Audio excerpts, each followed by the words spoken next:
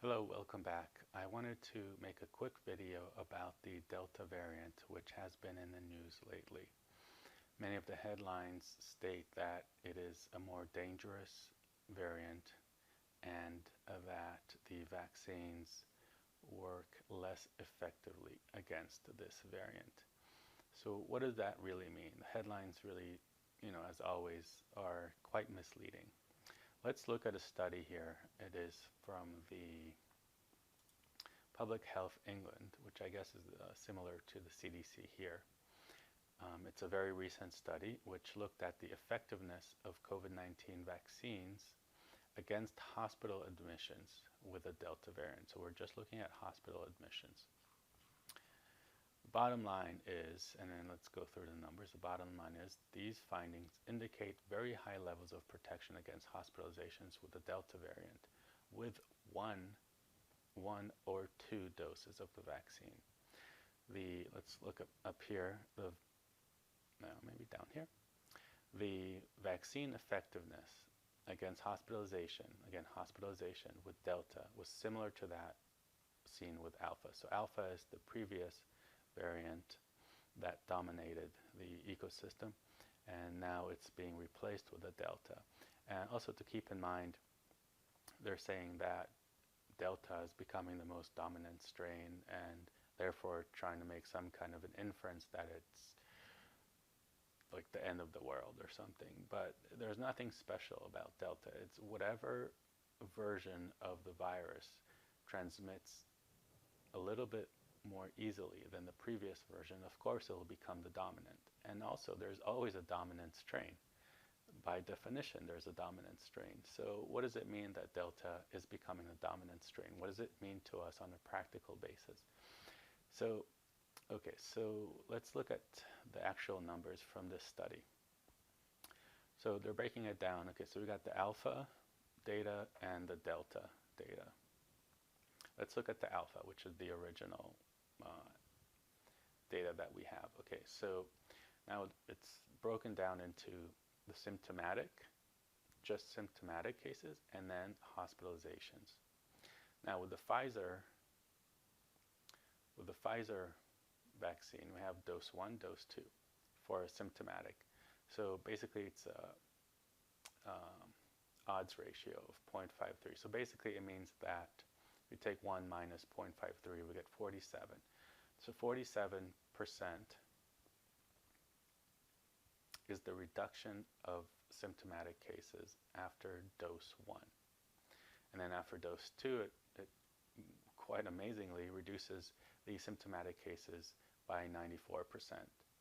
Okay, now this is AstraZeneca. It's a little bit less, but let's just focus on Pfizer, which is probably one of the most dominant vaccines currently in use, at least in the United States. Okay, so AstraZeneca is in England. Okay, and of course here Johnson & Johnson, I guess, would be comparable, though we need to look at the data when it comes out. There hasn't been many studies with Johnson & Johnson, but we know that Johnson & Johnson works as effectively as the Pfizer and Moderna in terms of severe COVID hospitalizations and deaths. And that's what we really need to focus on, because that's the important part in terms of practical day-to-day matter. Okay, so now getting back to the Pfizer. So hospitalizations, first dose reduces by 83% number of hospitalizations for those who had been infected by the COVID-19 coronavirus. After a second dose, 92%, 95%. Okay, so these are the numbers for the Pfizer with the alpha variant. Now, this more dangerous, the vaccines are less effective against, let's see, the Delta variant. What does it really mean? Well, okay, so here we have, after the first dose with the Pfizer vaccine, with the Pfizer first dose symptomatic, it goes down to, the odds ratio goes down to 0.64. We take 1 minus 0.64, we get 36. So the reduction in symptomatic cases is 36 versus with against the alpha variant, it's 47%. Okay, so from 47% it went down to 36%, about 10 points. Okay, so there is something there, and that's what the news is focusing on.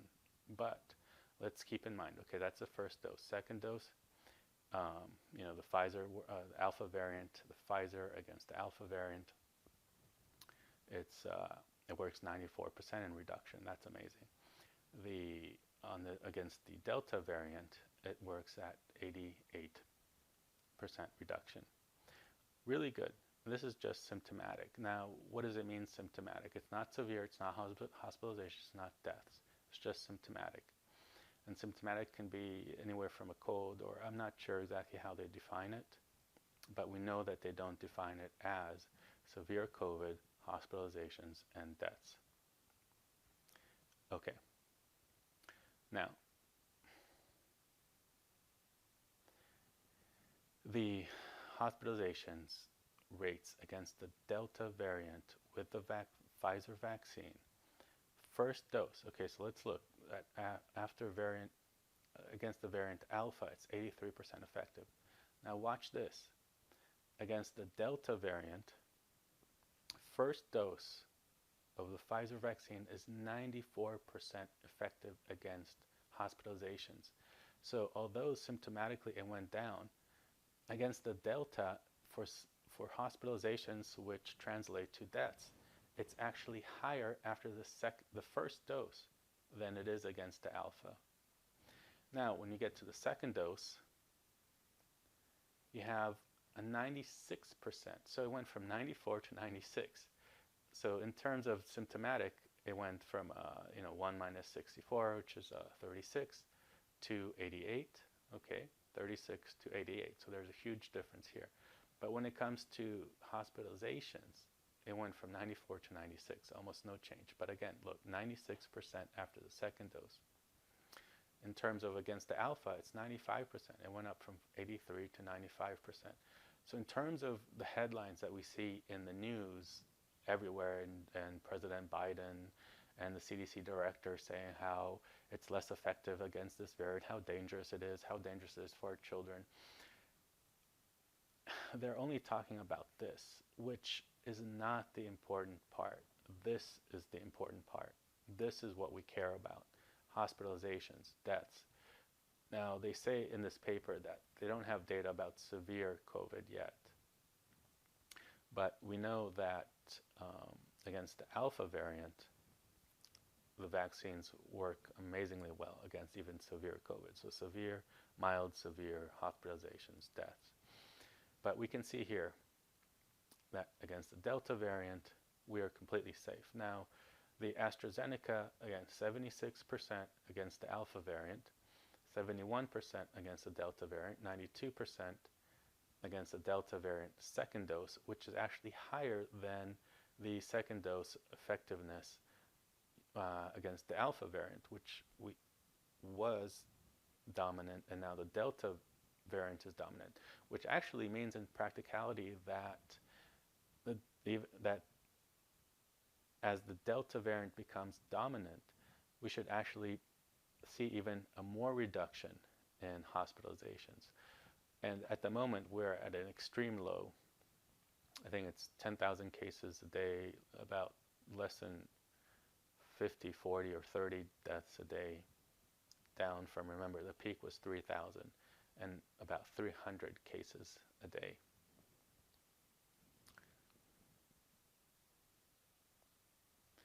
So basically, now that we see the rise, when they say there's going to be a surge, there's going to be a rise in cases, let's put aside the unvaccinated persons for now. In terms of the vaccinated persons, there's a complete break between the number of cases and hospitalizations. Remember that up until the vaccines, if we saw a rise in cases, a little, maybe 2 weeks later, a rise in hospitalizations, and then a week or two later, a rise in deaths. Now, if there is a rise in infections, it should be decoupled from deaths and hospitalizations. If we look here, if it becomes more dominant, yes, we will have some rise in cases in vaccinated populations. But so what? This is what matters. Everyone gets the cold, everyone gets the flu. We deal with it every single year. Okay, now I quickly want to go over the risk for kids, children, that has been in the news as of late. Specifically, there's this headline. This is from CNBC. Biden says Delta COVID variant is particularly dangerous for young people. Okay, so let's look at this article. Warning, the highly transmissible Delta variant appears to be particularly dangerous for young people. You're at risk of getting seriously ill or dying or spreading it. Now, first of all, in the next section, so I'm going to go over this, and then there's one more section where we talk about what is the data that's so clear that you're unvaccinated, you're at risk of getting seriously ill or dying or spreading it.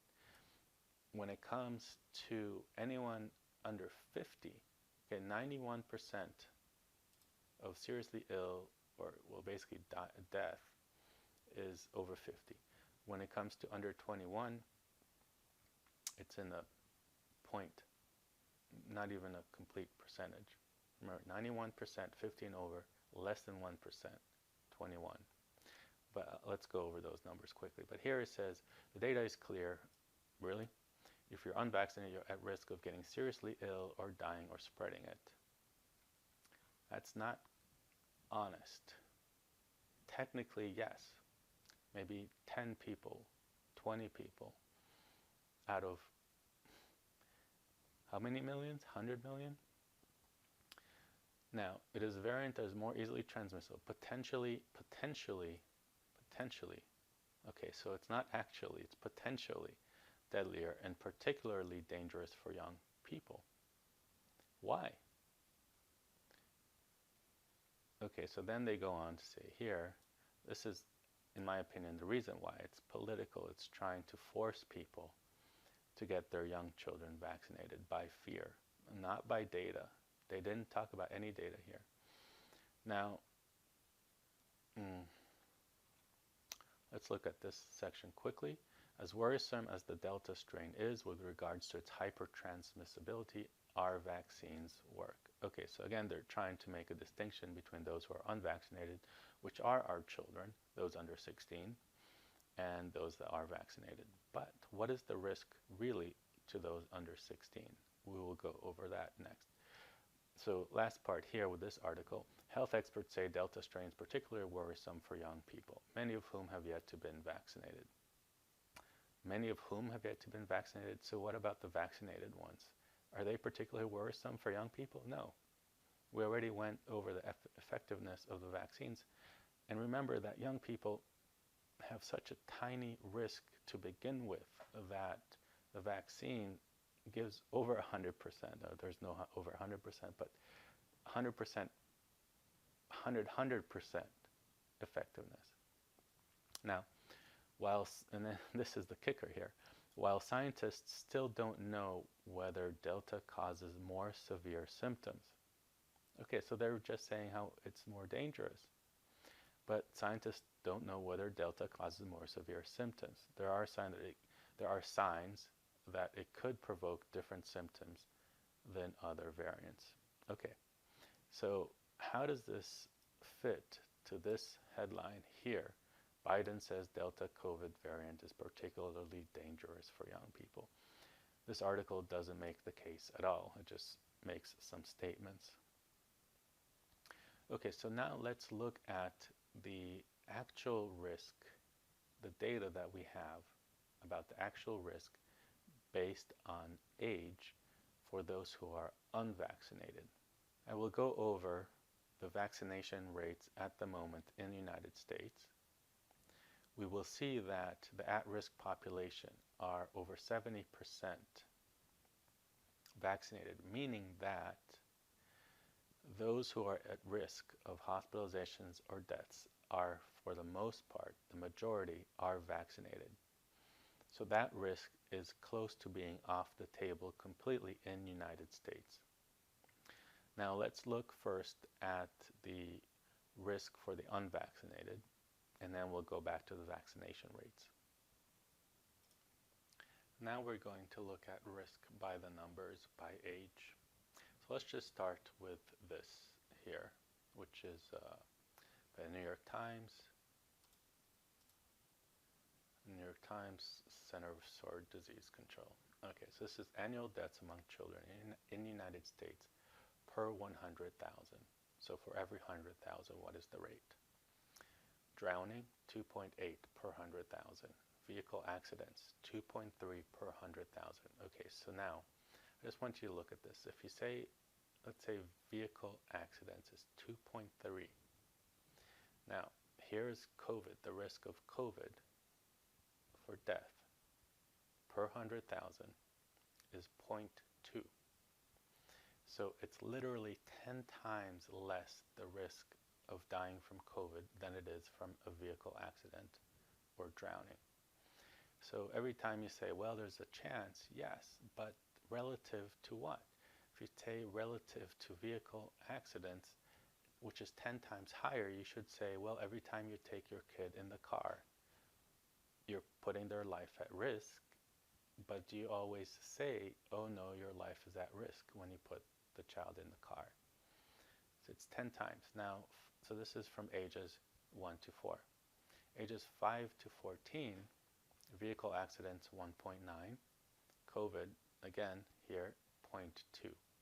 That's the rate per 100,000 deaths. So basically, if you take, let's say we want to have a whole number multiplied by 10, we get 2. And then multiply 100,000 by 10, we got 1 million. So per 1 million, 2 deaths.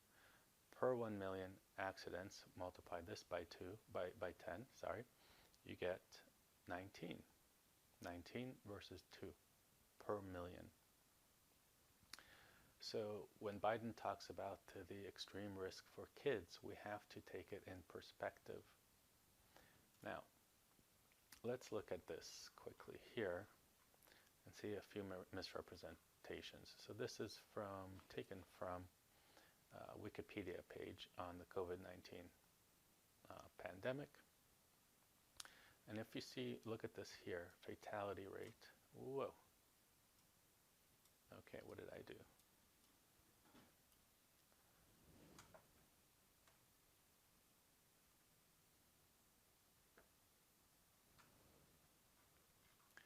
Okay, so I changed the zoom somehow. Okay, but in any case, look at fatality rate, 1.78. Now this is actually, again, very misleading, if not intentionally so. There is two types of fatality rates. There's the case fatality rate, and then there's the infection fatality rate. The case fatality rate, CFR, is the number that you get when you take the positive cases that we tested and got the results of, divided by, and then you take the, that's the denominator. The numerator would be number of deaths. So we have about, let's say, 600,000 deaths, and then you divide that by confirmed cases, 32 million. Then you get a fatality rate, very high fatality rate of 1.78%. Now, if you take that against the flu, which is 0.1, 0.2, depending on estimates, it's unbelievably high. But what we have to take into account that the real number is the infection fatality rate, not the case fatality rate. So the infection fatality rate is an estimate of how many people in total have had the COVID at some point in the last year and a half. Now, the suspected cases, 114 million estimated cases. So that is the more realistic number. So the fatality rate should be infection fatality rate. And if we just take those numbers, it is still pretty high, but not 1.78. If we take the 600,000 deaths and then the denominator is 114, we get a 0.5%, which is still very high. But the studies, so this is just raw, but the studies our estimate, most studies are somewhere around 0.28%. So again, the flu is between 0.1 and 0.2. Okay, so this is the real, okay, so now what does that mean? Let's look at this graph here. So what's really important to understand too is that, let's say the infection fatality rate is 0.5%. That means that 99.5% of those infected with COVID-19 survive. So the risk of death is 0.5%, and maybe as low as, let's say, 0.3%. So between 0.3% to 0.5% of those who are infected with COVID will die. So the survival rate is 99.5 to 99.7%. Now the reason why there's such a high number is because so many of us are infected with COVID-19. For some reason, this virus is very easily transmissible. And so a very, very large number of the population got infected, and that's why there are large numbers. So not necessarily because of the infection fatality rate, which again is double or triple that of the flu, but again, in total, as a percentage of those who are infected, it's 99.5% to 99.7% survival rate. Now, we have to take into account something even further. Out of the, let's say 0.5%, so 0.5% the total deaths from COVID, from those who had been infected. But what we have to also understand that out of that 0.5%, this is the distribution of deaths by age. So it's not the case that, let's say, you have a 31% risk of dying if you're 85%. All it means is that out of the 5% of those that died, 0.5%, sorry, 0.5%, 31% of those out of the 0.5%, so the 600,000, 31% of the 600,000, which is 0.5% of all infections, 31% were over 85. Okay, so let's look at the numbers here. So this is the spread, right?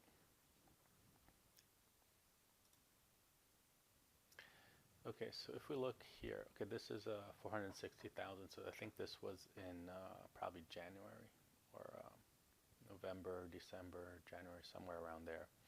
But this holds even now. This is kind of the distribution, if we look here, distribution of deaths by age. So under one, there were 45 at that time. I don't know if that number increased or not. So but it's 0.0, so let's round it up. So it's 0.01%,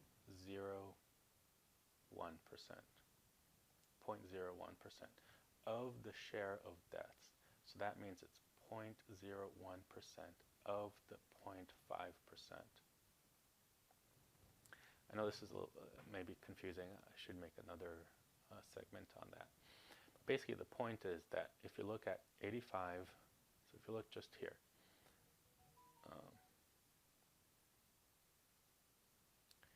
85, 31% of the 0.5.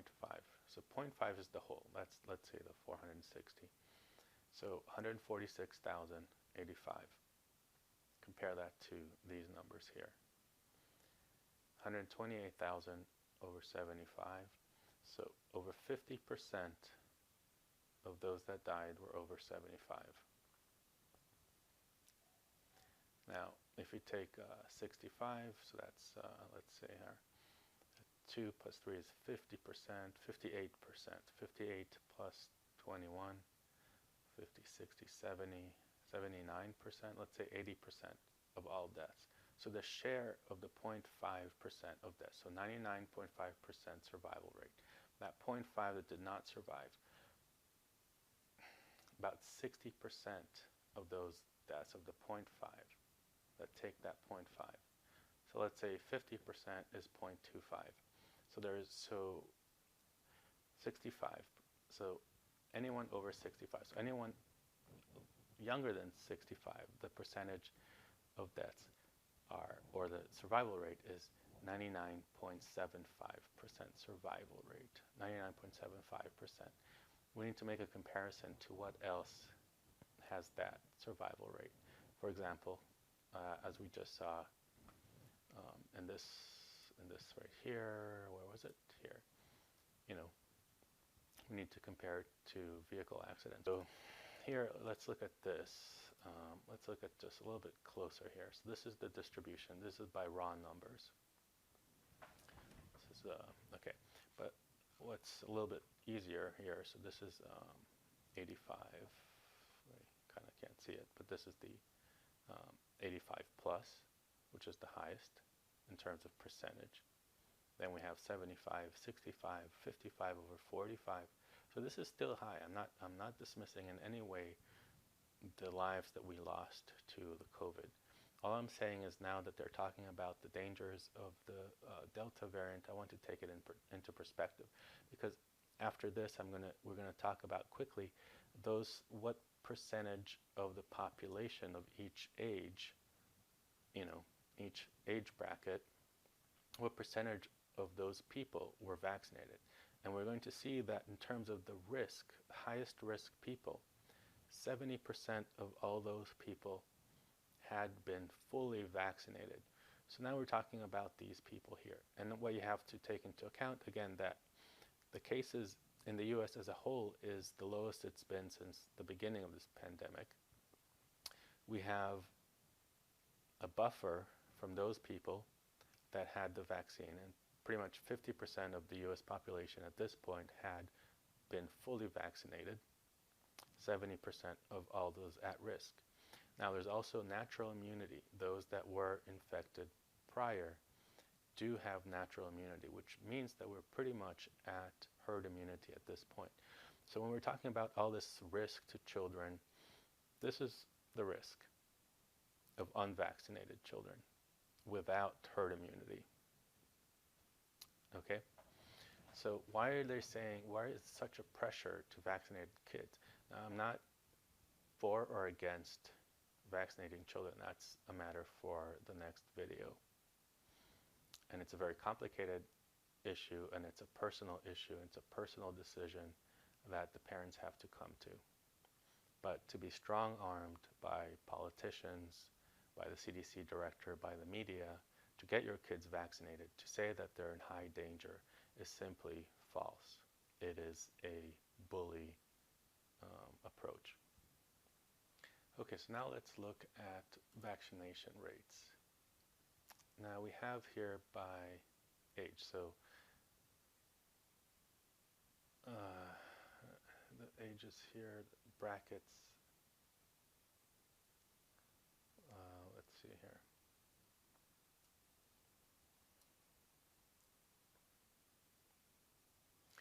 So 65 to 74.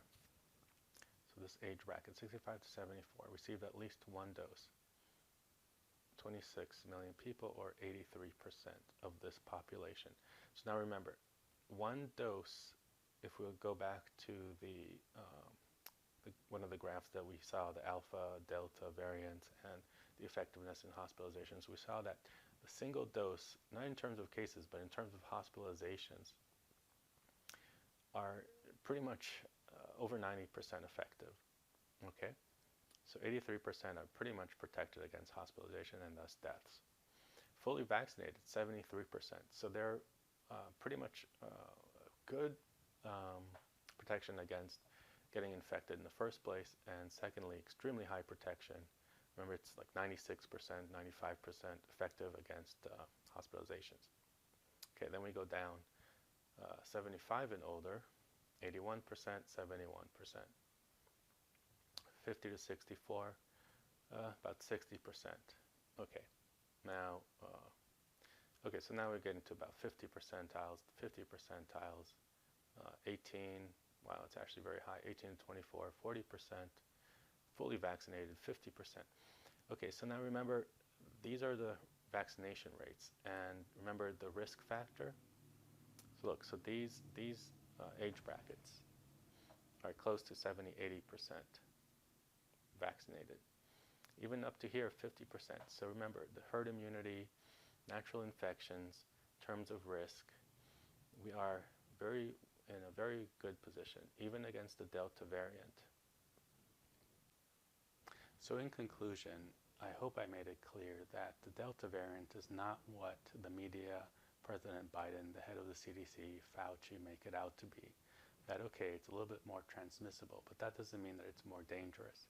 And since we have the at-risk population, majority of them fully vaccinated, the risk of death or hospitalizations are almost non-existent at this point.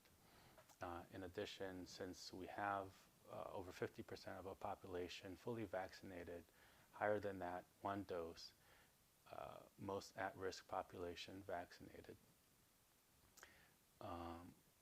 The Delta variant has no added risk. And as we saw, it actually, the Delta variant, the vaccines work even better against the Delta variants when it comes to hospitalizations. Now, in terms of preventing cases, okay, big deal. But what what we need to look out for is severe cases, hospitalizations, deaths. So in terms of what we need to worry about, what we need to look out for are not the number of cases going up, going down, or in the children or whatever population. What we need to pay close attention to are the hospitalizations and deaths going up in the population that one had been fully vaccinated or even partially vaccinated, and in the population that had been infected before. If those numbers go up, and if they go substantially up, then we have to really take it seriously and figure out what to do next. But as it stands now, the media making it out to be President Biden saying that our kids are particularly at risk, that is simply not true. They might get infected because of the virulence of this particular strain, but they were not at high risk or even moderate risk to begin with. There's a lot of buffers now, their parents, their older siblings, their grandparents are for the most part vaccinated. And so for the time being, we need not worry about the Delta variant, and especially not in the way that, like I said, the media, President Biden, CDC, and probably Fauci, although I haven't seen him lately. Okay, I hope the video made some issues clearer, and thank you for watching and listening.